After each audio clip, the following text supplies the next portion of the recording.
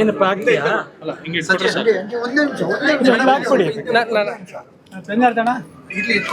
ನಾನು ಹಿಡ್ಕೋತೀನಿ ಬಿಡಿ. ಹಿಡ್ಕೋತಾರೆ ಬಿಡಿ, ಇಲ್ಲ ನಮ್ಮವ್ರೆ.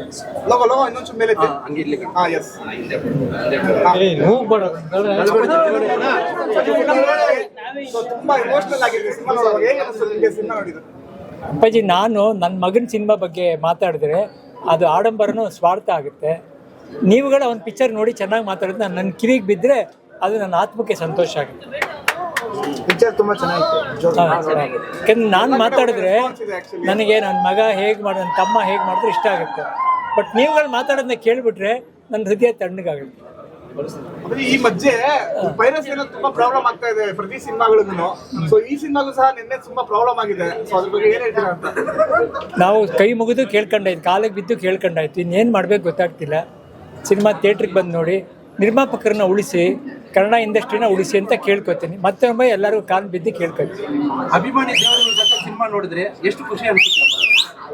ಅಭಿಮಾನಿ ದೇವರುಗಳ ಜೊತೆ ಕುತ್ಕೊಂಡು ಫಿಲ್ಮ್ ನೋಡಿದ್ರೆ, ದೇವರುಗಳ ಜೊತೆ ನೋಡಿದಾಗ ಹೆಂಗಿರುತ್ತೆ ಅಪ್ಪಾಜಿ? ದೇವರುಗಳ ಜೊತೆ ನೋಡಿದಾಗ ಒಂಥರ ತೃಪ್ತಿ ಆಗುತ್ತೆ, ಒಂಥರ ನೆಮ್ಮದಿ ಆಗುತ್ತೆ, ಭಕ್ತಿಯಿಂದ ನೋಡ್ದಂಗಾಯ್ತು. ನನ್ನ ಮಗನ ಸಿನಿಮಾದಲ್ಲಿ ನನ್ನ ಕೈಲಿ ಒಂದು ಪಾತ್ರ ಮಾಡಿಸಿದ್ದಾರೆ. ಒಂದು ತಂದೆಗೆ ಇದಕ್ಕಿಂತ ಖುಷಿ ಬೇರೆ ಯಾವುದೂ ಇಲ್ಲ. ನಿರ್ದೇಶಕರು, ನಿರ್ಮಾಪಕರು ಆ ಸಿನಿಮಾನ ಅದ್ಭುತವಾಗಿ ಮಾಡಿದ್ದಾರೆ. ನಾನು ಮತ್ತೆ ಹೇಳಬಾರ್ದು ಸಿನಿಮಾ ಬಗ್ಗೆ. ನೀವು ಹೇಳಿ, ನೀವು ನೋಡಿ, ನೀವು ಚೆನ್ನಾಗಿರ್ಲಿ ಅಂತ ಎಲ್ಲರಿಗೂ ಪ್ರಾರ್ಥನೆ ಮಾಡಿ. ಇಲ್ಲ ಅಪ್ಪಾಜಿ, ಮೈಸೂರಲ್ಲೇ ಆಗ್ಲಿ ಎಲ್ಲಾ ಕಡೆನೂ ಒಳ್ಳೆ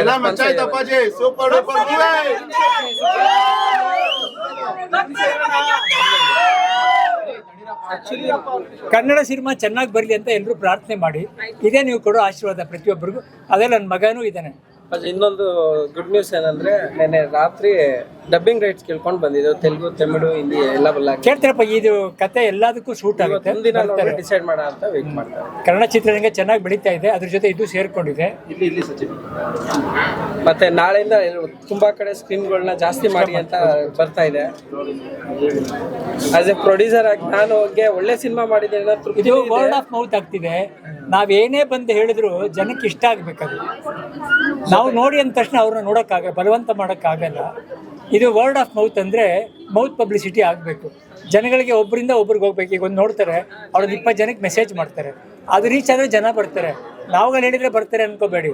ಜನಗಳಿಗೆ ಇನ್ನೊಬ್ರು ಜನಗಳು ಹೇಳಿದ್ರೆ ಬರ್ತಾರೆ. ಸಿನಿಮಾ ಚೆನ್ನಾಗಾಗುತ್ತೆ. ಇಡೀ ನಿರ್ಮಾಪಕರಿಗೆ, ನಿರ್ದೇಶಕರಿಗೆ ಅದ್ಭುತವಾಗಿ ಸಿನಿಮಾನ ಯಾರು ಪ್ರೀತಿಸಿ ಮಾಡ್ತಾರೆ, ಜನ ಅವ್ರನ್ನ ಪ್ರೀತಿಸ್ತಾರೆ. ಒಳ್ಳೇದಾಗಲಿ, ನನ್ನ ಮಗನ ಜೊತೆಗೆ ಎಲ್ರಿಗೂ ಒಳ್ಳೇದಾಗಲಿ.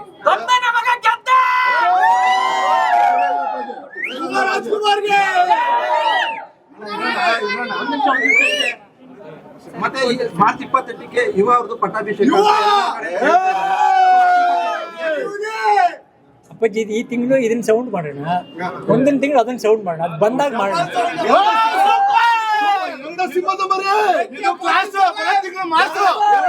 ಇಬ್ರು ನನ್ನ ಮಕ್ಕಳೇ, ಇಬ್ರು ನೀವು ಬೆಳೆಸ್ತಂತ ಮಕ್ಕಳೇ, ಎಲ್ಲ ರಾಜ್ಕುಮಾರ್ ಮೊಮ್ಮಕ್ಕಳು.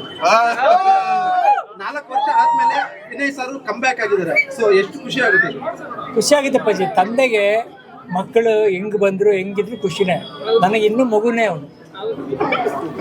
ಈಗ ಏನ್ ಹೇಳ್ತೀರಾ ಹೋಗಿ ಮನೆಗೆ ಹೋಗ್ಬಿಟ್ಟು ವಿನಯ್ ಸರ್? ನೀವ್ ಏನ್ ಹೇಳ್ತೀರಾ ಅಪ್ಪಾಜಿ? ನಮ್ಮ ತಂದೆ ನನ್ನ ಸಿನಿಮಾಗಳು ನೋಡಿ ಯಾವತ್ತೂ ಅವರು ಹೋಗಲಿಲ್ಲ ಅಪ್ಪಾಜಿ. ಅವರೇ ತಂದೆ ಮಕ್ಕಳಿಗೆ ಹೇಳೋದು, ಮಕ್ಕಳು ತಂದೆಗೆ ಹೇಳೋದು, ಅದು ಸರಿಯಲ್ಲ ಕಂದ, ಆಶೀರ್ವಾದ ಅಲ್ಲ. ಅಭಿಮಾನಿಗಳು ಹೇಳ್ಬಿಟ್ಟು ನಮಗೆ ಆಶೀರ್ವಾದ ಮಾಡಿದ್ರೆ ಅದು ನಿಜವಾದ ಹೊಗಳಿಕೆ. ಅದು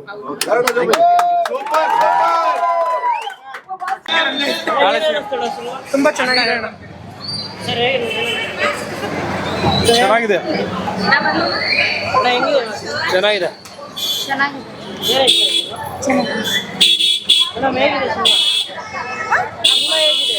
ಸಿನಿಮಾ ತುಂಬ ಚೆನ್ನಾಗಿದೆ.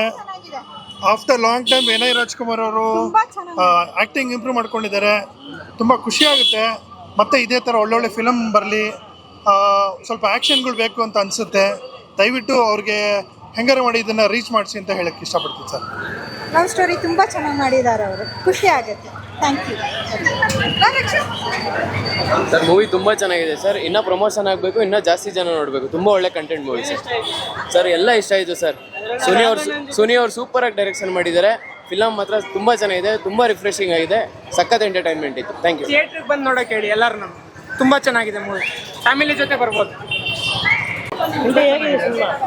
ಚೆನ್ನಾಗಿದೆ ಫಿಲಮು, ತುಂಬ ಇಷ್ಟ ಆಯಿತು, ಕಾಮಿಡಿ ಆಗಿದೆ,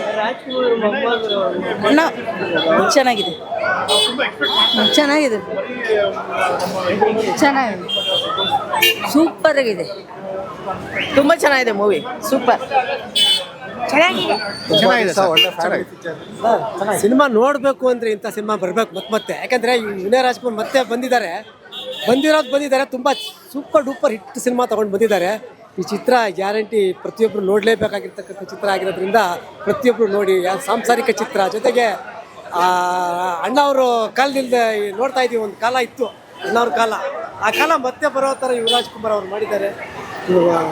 ನಿಜವಾಗ್ಲೂ ಹೇಳ್ತೀವಿ ವಿನಯ ರಾಜ್ಕುಮಾರ್ ಅವರಿಗೆ ಧನ್ಯವಾದಗಳು. ಇಂಥ ಒಳ್ಳೊಳ್ಳೆ ಸಿನಿಮಾ ಮತ್ತೆ ಬರಲಿ ಅಂತ ನಾವು ಆಶೀರ್ವಾದ ಮಾಡ್ತೀವಿ. ಅಲ್ಲ ಈಶ್ವರನಲ್ಲಿ ನಮ್ಮ ಪ್ರಾರ್ಥನೆ.